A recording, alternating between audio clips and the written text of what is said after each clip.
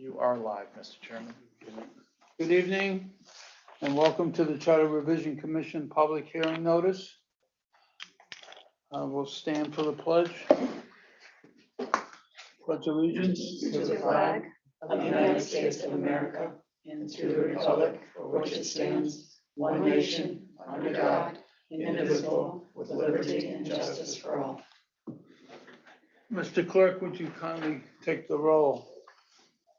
Certainly. All right. Commissioner Gonzalez,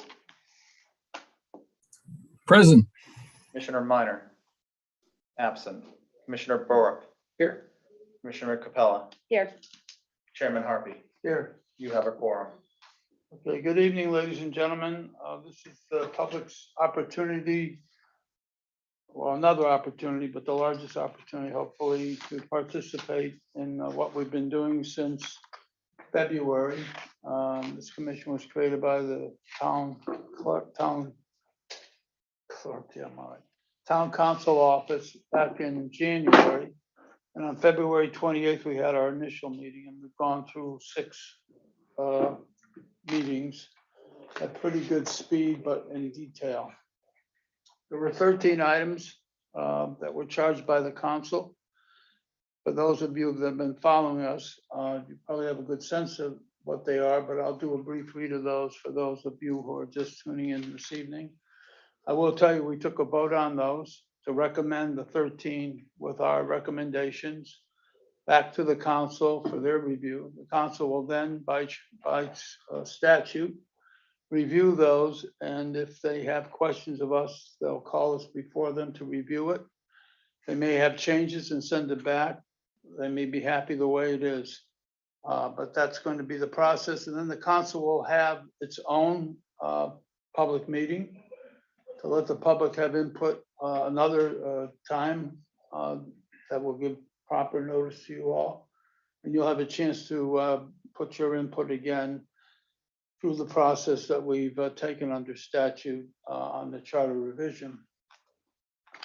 Once that public meeting is over, the council will then decide what items and how they'll be paged, if they decide to go to referendum, how they'll be cited on the referendum ballot, whether there'll be a run of 13 plus the non-charter charter charge items that I'll review in a minute for your selection, or however that'll be. That will be up to the council on how the public will see these items on the ballot. That's why it's critical, I think, to the public to review, to take this opportunity to review these items as we go through them, and then to find the time, if you can, in all of our busy lives, to attend the next public hearing by the council, either in person, by phone, or by Zoom. You'll have an opportunity to do it under any of those ways. I could probably close my eyes and read these, but I don't want to show off or make a mistake. So we'll just do it the old-fashioned way and read them. What do you think, Jeff? Okay. Item number 1 is to include a mandated review of the charter for 10 years, set up a committee and time frame for review. Current charter has no language specific to when the charter be reviewed, but it has been reviewing charters. There was one done roughly 10 years ago and 10 years before that, but now it's going to be mandated in the charter. If the council decides at any time during that 10-year period to do it sooner, then that language is in there and they can elect to do it sooner. Number 2 is a review and update referendum to bring limits in line with the current expenditure amounts. C408 defines special appropriation. In the charter, there was special appropriation selection, and it states a dollar amount presently of $975,000. Before that, that number hadn't been changed over probably a 10-year period, because before that was 125,000. The problem with stating a number, and we're not alone with this, the towns that we talk to, is that the number can rapidly, with high inflation rates, changes in the economy, not really be a clear determinant of what should go referendum. So right now, the 975, any amount in excess of that would be under special appropriation that would require people to vote on it, either in a special meeting or through referendum at a meeting that the council would hold. What we recommended to the council and what many other towns are doing is to put a barometer in there of 1.50% over the annual appropriations and expenditures of the budget. The appropriations and expenditure portion of the budget is where most of the tax income comes in. So it gives a better metric in terms of measuring the dollar amounts that you want to go to referendum for. So this would work out in round numbers for about $2 million. But rather than state that, we're going to go with an adjusted percentage because that'll change as the appropriations and expenditures grow from budget to budget. And so rather than having to look at it all the time, the council will have the comfort to know that those adjustments will be made as a requirement of the charter. The other side of that would be the 975 again that was stated at 975 or less would be amounts that would be resolved through ordinances. And the council can pass an ordinance to take care of those dollar amounts that would fall underneath that category. Again, we imposed the 1.5% at or less than 1.5% of the annual appropriations. This may be sounding like a little bit of Pig Latin or Greek, but we can assure you that we looked at this section and it's all about either having a special appropriation to be required for a certain dollar amount that the public will have input in, or to measure something below that that would be approved through ordinance where the public would have input in anyway in terms of meetings. It wouldn't be a vote, but other than by the council. And we find that to be a better barometer of measuring where we're going with that. Number 3 is a review of Article 6 and look into the numbers specifically on Parks and Rec. This was brought to us by certain members of the board of the Parks and Rec board. They presently have 11. To be quite honest about it, they were having quorum issues. And we'll see this throughout the referendum adjustments. They were having some quorum issues, which I guess has been partially resolved right now. But they were looking, in fact, one of the senior board members was suggesting 7 members. And I guess that had been bandied about. But the council wanted us to look at that so that we don't create a dysfunctional issue for Parks and Rec. It's such a massive number of programs that the board has to look at and get involved with. Great programs here for the town that you're all aware of. And so we wanted to make it work by thinning it down, but keeping quality people there at the same time.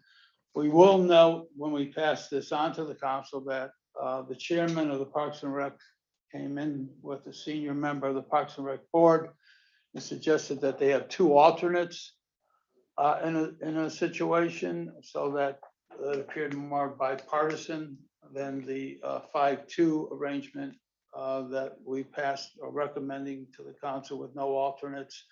We will duly note that in the overhead letter to the council, that those comments were made by the chairman of Parks and Rec, as well as senior board member.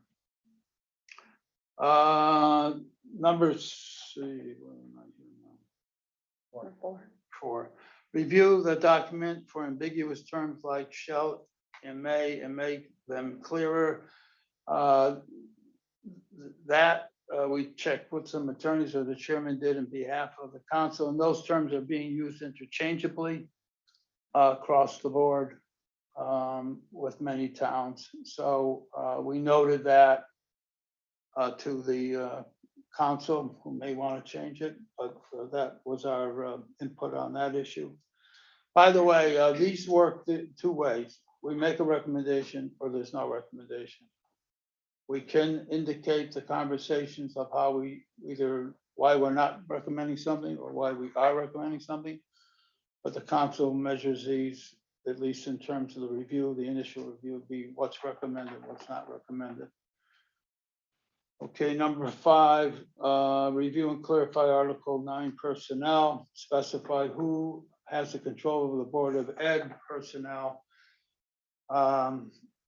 This is a very complex situation. Simply, the school system has employees that are non-certified that were hired by the town, that salaries are budgeted by the town, or set by the town, benefits set by the town, but yet they work and report perhaps to the superintendent or assistant superintendent. And a clear example that was provided on this was the head of transportation of the buses. And cafeteria manager was another issue that came up. Mr. Chapman, the town manager, has had issues with that arrangement.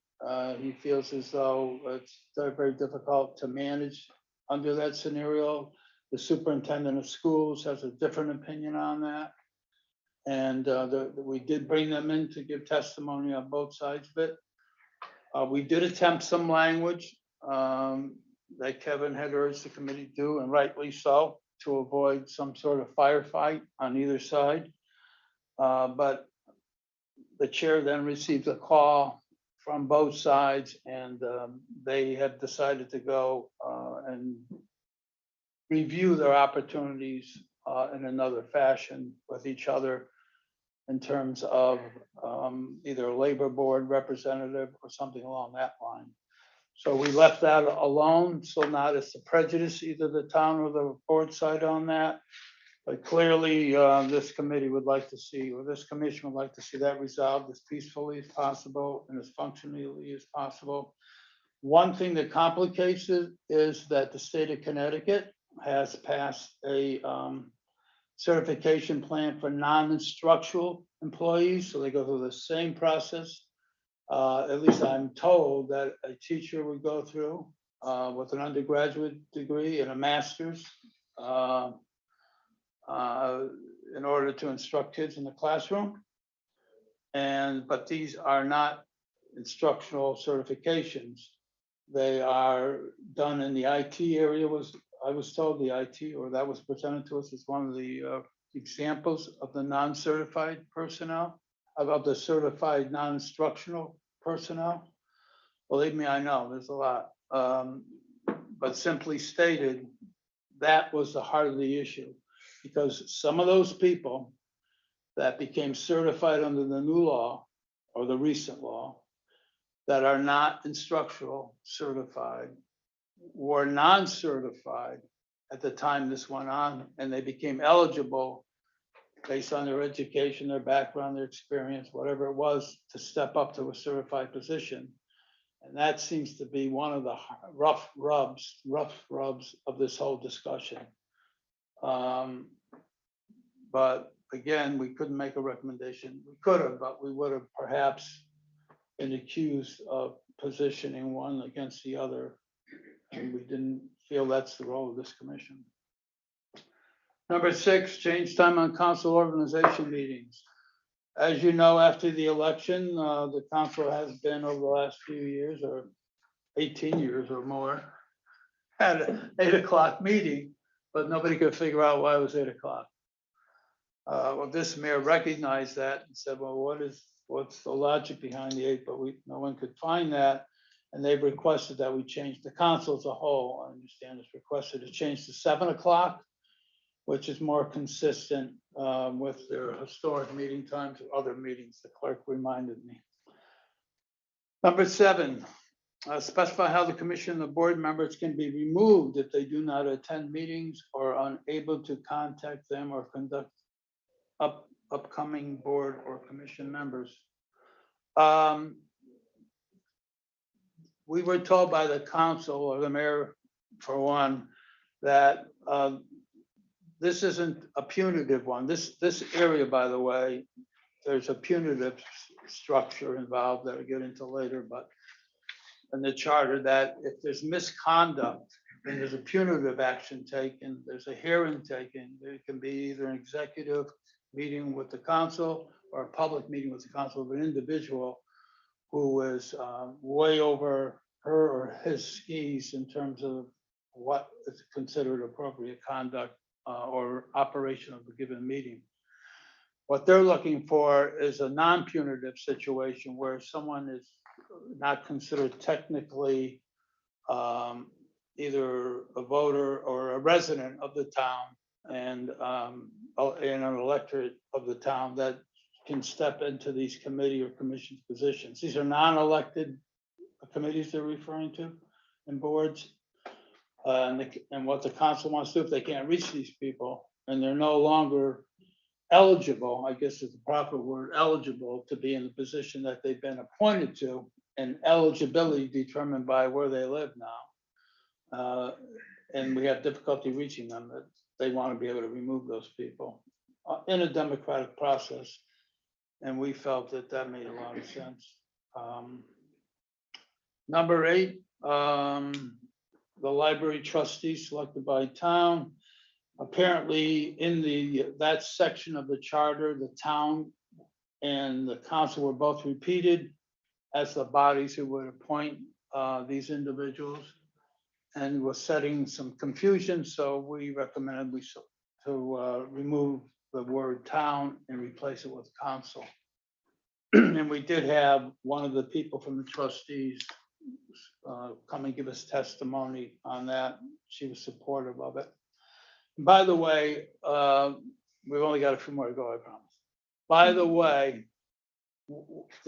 I want to compliment the commission because we did make certain that we invited many people into the process. We had testimony from the superintendent of schools on that issue that I discussed with the confusion on some of the employees. We had the town planner come in, we had the chief of police come in, we had Mr. Chapman in. So we tried to develop the information we needed before we acted on an area that we wanted clarification on, especially on the dollar amounts with the area of special appropriations to go to referendum, that 1.50% I discussed with you. We had the finance director here, and she reviewed it, and she didn't see, not that it would be entirely up to her, of course, but we wanted her input, and she was very comfortable with what we were recommending. And I'm going to come back to that one again because I missed the point, but I don't want to break the speed here that we're going through. Number 10, review staggered terms for council and board of education and other boards. Now, the staggered terms, we had the one of the registrars come in and go through this process. These are 4-year terms that are staggered. And if you start off, if you leave the process that we're in, where you have elections every 2 years, and there are some staggered terms, it's 10 years or terms in the charter that apply to the fire commissioners, et cetera. But we're talking about the council and board of education here. If you do that, everybody has to run for 4 years the first time. Then they peel off over the next period of elections where, 2 or 5 would run for 2-year terms. And then they would switch back and forth where those that were sitting in the 4-year terms would now run for 2-year terms.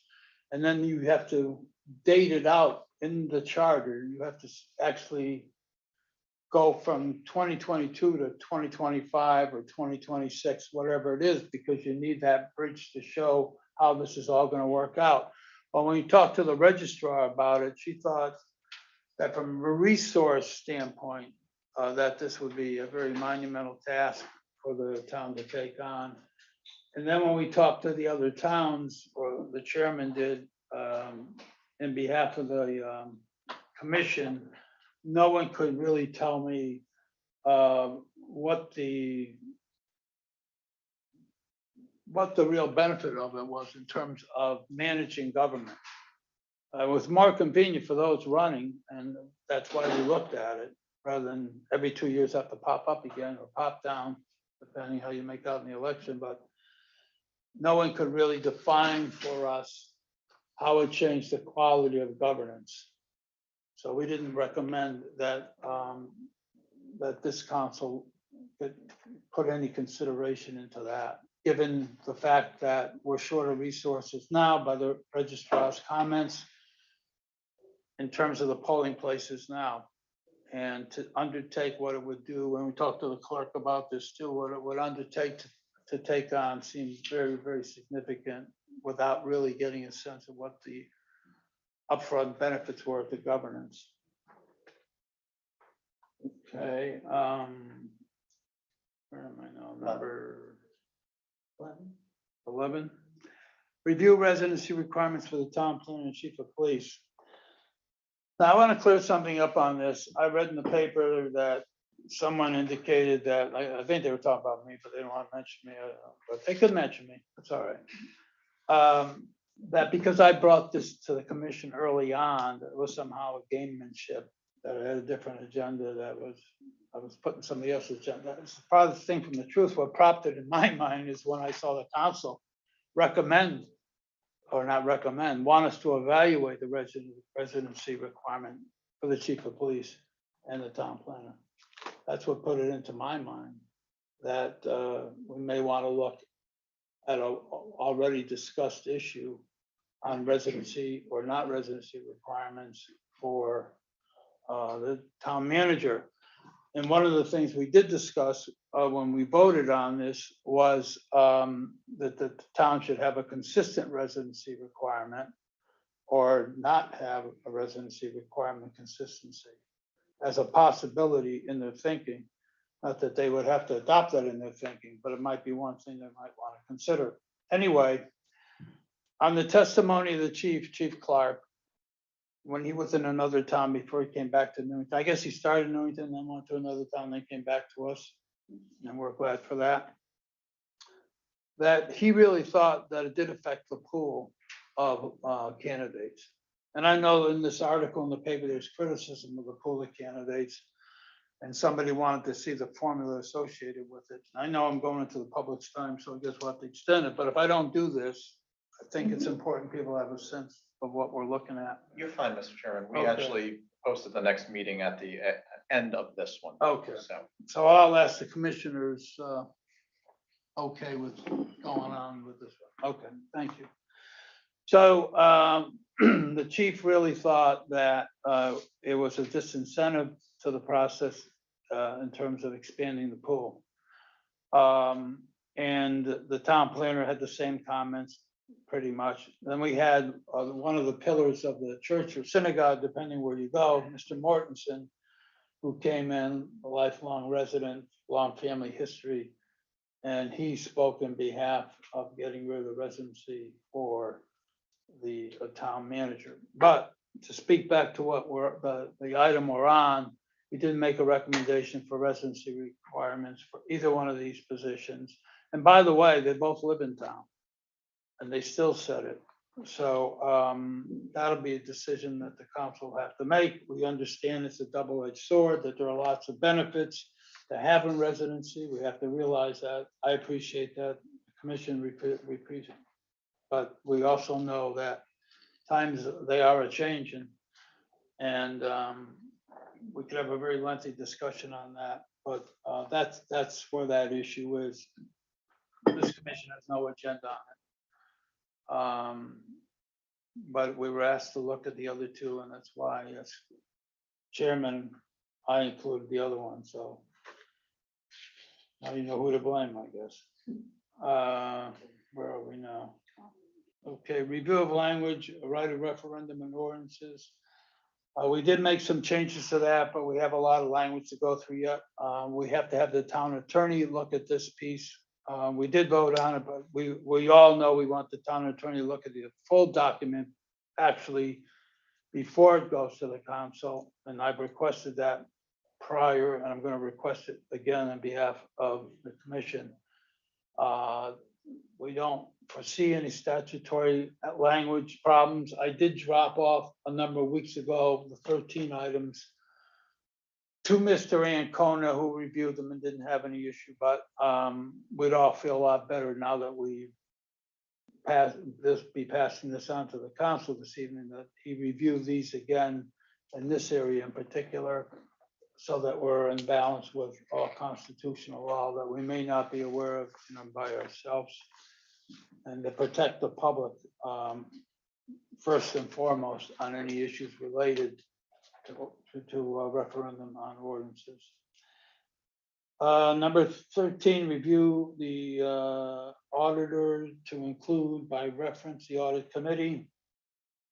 We did create language for a audit committee, and this was requested by staff. And this committee will work more closely with the auditing firm.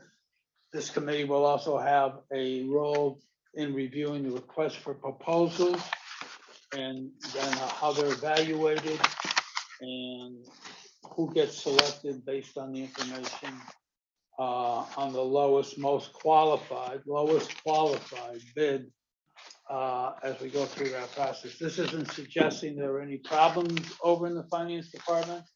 It's just that many towns do have audit committees where they get more involved with the audit, the review of the audit, in those kinds of situations. And we did recommend to the council that they expand the authority of those who already sit, I guess, under a resolution that was passed a number of years ago in the audit review capacity. This will give them the statutory language to get involved in a number of issues. So that sums it up on that. And then we did have, and I'll stop here, and I asked for your pardon on holding up your input, but I wanted to give you information up front as to where we're going. I know we don't expect you to memorize it, so we're just going to try to run it up on the screen for you. I know there was some concern that it wasn't posted, but government's probably the busiest it's ever been. There was nothing intentional involved in that. I've been reviewing these every meeting over the last 6 or 7 meetings that we've had. And again, if you hadn't had a chance to check in, I can appreciate the concern, but I can assure you that no games have been played with language. And that's why I want the town attorney. One of the reasons too is to just codify this as what goes up this evening is the way it should be in terms of language and the emphasis on statutory looks, which he did, as I say, on the 13 original items. He did a quick review of it. So I don't expect that. I'm probably being overcautious, but better to be, I think, than not to be. Now, the non-charge items, there are 3 of those. One has to do with the emergency ordinance. If there's an emergency on town, well, let's say somebody had an oil spill, for example, and it got out of hand in a serious note, and could have affected drinking water from some portions of the town. Thank God it didn't. That kind of emergency, the council can go borrow money or appropriate funds. That would normally be a referendum kind of a situation, but that gets waived for some 61 days that this emergency clause would be invoked. What we've included in here is the town council, if possible, within the 30 days of the emergency, may hold a public hearing to inform the public on the status of funds spent on the project cost of the emergency. And we would assume that the council would do it anyway, but for future councils, we just think the public should be brought in if possible, and it can be worked out. So that was one of the non-charge items. The other charge item was the Development Commission, a very important commission that really was working on 6 cylinders and an 8-cylinder engine. They didn't clearly have the authority. They have the authority by statute, but there is a discussion in accordance with Article 9 of this charter. But unless you actually see the language, I think you do the Development Commission a disservice, because this allows them to coordinate activities. Development Commission may advertise, print, distribute pamphlets and other media that will further its official purposes. The Development Commission shall annually prepare, this is probably the most important one, annually prepare and transmit to the council a report of activities and recommendations for improving economic conditions and development. I think that'll be a huge help to the chambers. The chambers can be a huge help to them, CBIA, the town manager's office, all the outreach. This commission should have a word to say in that. And I think it'd be a lift to the council as well. So we're kind of excited about getting that in there and make a strong recommendation to the council on that one. That's a non-charge, that comes from us, didn't come from the council's request, which by statute we can do. The last one's the one that everybody either loves or hates, or doesn't care about. It's a residence requirement for the town manager. And I think I've said, I can say on that, we are sending it up. There was one descending vote. We are sending it up to the council to look at, taking that clause out. And we stated a number of reasons. Mr. Minor did request that we get information on some of the towns, and this town clerk, what group did you reach out to? Connecticut Conference of Municipalities. Connecticut Conference of Municipalities. And they came back, and there is a trend line. There's towns that still do it, but there's a trend line changing amongst a number of towns. Not overnight, but it's trying, and it's really based, again, they feel it limits the scope of the pool, the labor pool. This committee's not saying it does or doesn't. We didn't look for any, there is no actual report on the pool concept in terms of expanding opportunities. But what there is a trend line amongst a number of towns. A number of years back, there were 15 towns surveyed, I think, by the same group. And it was beginning then on various levels, not necessarily town manager level, but other levels, because the unions were pushing to get away from it. And so there was an effort that's been going on for a number of years. So then we looked at legislation. I did on behalf of the committee, the commission, and the state of Connecticut's definition of a resident. And they have two. One is the tax residency. The tax residency says you have to live in the state of Connecticut for at least 181 days in any given tax period. And maybe own a secondary property here or a primary property, but you have secondary property everywhere else, but you don't live here all the time. You're 181 days, you meet the standard, you're considered a resident, a tax resident. The other statute, I don't know if it's a statute, was discussion by the University of Hartford's School of Public Administration, that there are various definitions of residency that Mr. Minor was interested in looking at. We weren't asked to do that, but I can tell you that on behalf of the commission, I did read some of the reports on that. There's a hardship residency, which would have been what happened to us during COVID. We all know about that. That's a hardship residency where you forgive, the council forgives, a given council forgives the requirement for residency until I guess they figure it's settled. They don't, the language kind of trails off. That's one. There is a residency where the individual sleeps here, works here, but has a primary residence in Westbrook, for example, because his kids go there, his wife's got a job there, they don't want to move. He wants the job, the money's right, he likes the town, he comes up here, she comes up here, I'll be fair about this. And they work here, they sleep here, they get an apartment. That's the kind of residency that we've either gained benefit from or suffered from over the last few managers. So I do remember Frank Connolly, and Frank was a real true resident. I mean, he built a home here, moved his family here. Where things fell down on the image of Mayberry RFD is when we cut the board's budget. It affected some of the athletic programs. His kids were berated. He took a hit everywhere he went. Couldn't go to a game anymore.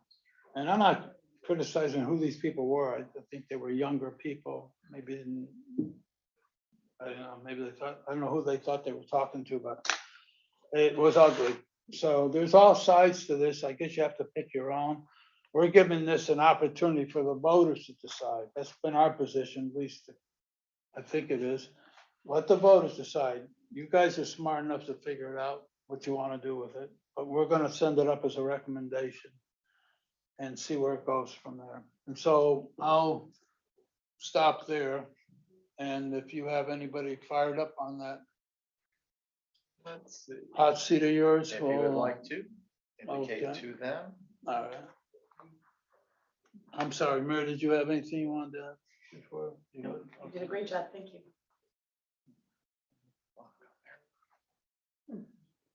That's weird.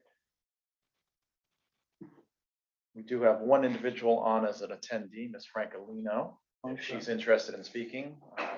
actually, you know what? It's a public hearing. Let's allow her to talk and see if she'd like to Okay. make any comments to us. And state her name and address again, please. It's Betsy Francolino, but I haven't Oh, seen her okay. on mute yet. She on now? Okay.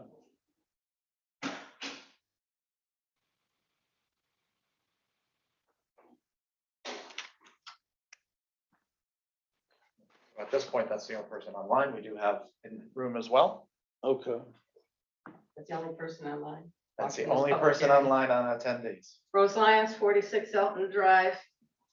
I'm disappointed, but not surprised that everybody that has something to say about what this commission should be doing hasn't shown up at either public hearing. I was not at the first one because honestly, I forgot all about it.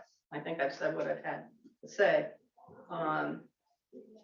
I know about the charges from the town council. The three that you just went over are changes that this commission selected or thought that would be good. Were out of those three, were they suggestions from the public that you took, or did the public have any input to anything that was changed in the charter? I guess is my question. We had public participation period for everything we did. No, I understand that, but I'm saying, are any Oh. of the changes due to the public coming out and speaking and saying, I feel as though section such and such should be changed? We I'm just did, a matter of curiosity. we did have some members come out for the staggered terms. Okay, And nobody actually from the public, from Parks and Rec, other than, I mean, you wouldn't consider them public. We had the board but member, they didn't propose any changes. not that I recall. Okay, just like I I said, don't recall curiosity. anybody proposing a change. Within the last couple of days, Oh, okay, I'm I'm sorry. The Commission for Aging.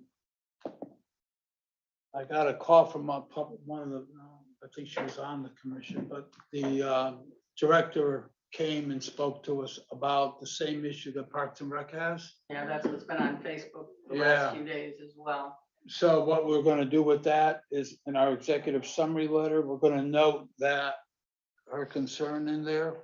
And she wasn't sure what was gonna work. She wasn't really making a proposal. She did discuss reducing the number of members.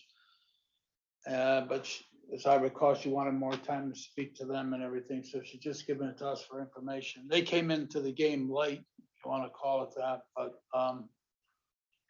There was also discussion on a couple of those commissions about leaving the language in the charter to make sure that they existed, but perhaps changing membership to an ordinance so that right. if the need changed over time, or if Right. people wanted more or less members, that would be Makes sense. more easily done through Right. ordinance than through charter revision. That was one of the things brought up also. And the appointment qualifications and the tenure of the town manager, once again, Facebook poses the question, how can someone rescind their resignation after it was accepted? Well, as far as I know, the town manager's resignation was never presented to the town council, so that was a moot point. But my question, I guess maybe I should ask of the town council, is it in an individual contract, how if the town manager wants to resign, that the council has to approve it by X number of votes? Or, because it's not in the charter that if he decides to resign, in the contract. The contract language itself clearly calls out a 60-day time period in which the town manager must make his notification on his resignation. Whether the council chooses to act upon it or deny it is their choice to do. So it's individually as you hire someone, Correct. they make that decision. The other thing just was new to me the other night when watching town planning and zoning. The town planner mentioned something about there was some miscommunication about, I don't know, something between wetlands and when wetlands can, when TPZ, whether or not TPZ can vote on something if wetlands has not done it. And she said in her past towns that she's worked in, town planning and zoning and inland wetlands were one commission. There's been nobody bringing anything forward about that. I know I saw it on CTN the other night too, and I was surprised that so many other towns, it's not two different separate commissions, it's one. And some people have talked about TPZ being an elected position. Has anybody brought that forward? Okay. No. And once it goes to the town council, the public still has a chance to come in and say, geez, I'd like to see TPZ and inland wetlands be put together, and that would be up to the town council to decide. The one thing, and like I say, I can go with one way or the other with the town manager, with residency, I can see both sides of it. But I think if, and I will say this at the town council as well, that if you do not enumerate every single thing that's been changed, the one thing that probably should be defined is that if you accept all the changes, included in those changes will be the fact that the town manager will no longer be required to live in the town of Newington when he's hired, or at all, period. Because I think that's gonna be your biggest bone of contention, because most people are just gonna go in and go, whoop, whatever. But Right. watching, listening, and myself, you tell me one thing, I can go this way, then I think, oh, no, I don't know. You know, that's me. I can be talked into almost anything. But in any case, I think that's going to be the biggest problem. And I'd hate to see all the changes go kaput because of one thing. And I saw it happen 2 charters ago because of the education circuit breaker, mandatory referendum for the budget. And there was just 3 big things that kicked it right out. So that's it. And thank you for all the work that you've done. I know it's not a fun thing to sit here and go through these things. Thank you, Rose. Okay, any other public participation? No, our attendee has left us. Okay, I'm going to close the public hearing then. It is 7:48. Just a Okay. moment.